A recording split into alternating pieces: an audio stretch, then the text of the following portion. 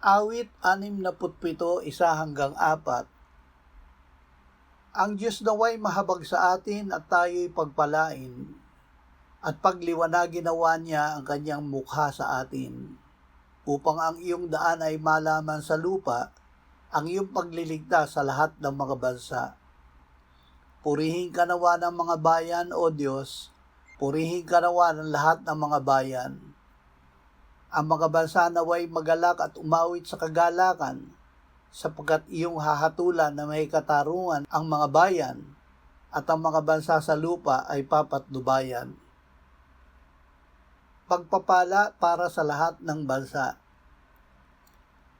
Ipanalangin natin na ang pagpapala sa atin ng Diyos ay maging pagpapala rin sa lahat ng sumasampalataya sa Kanya sa buong mundo.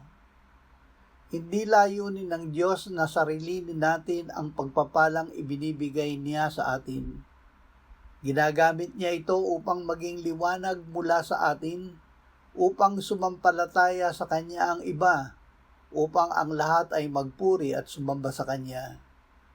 Ang buhay na pinagpapala ng Diyos ay patutuon niya sa lahat ng mga dulo ng lupa, gamit tayo na Kanyang pinagpapala.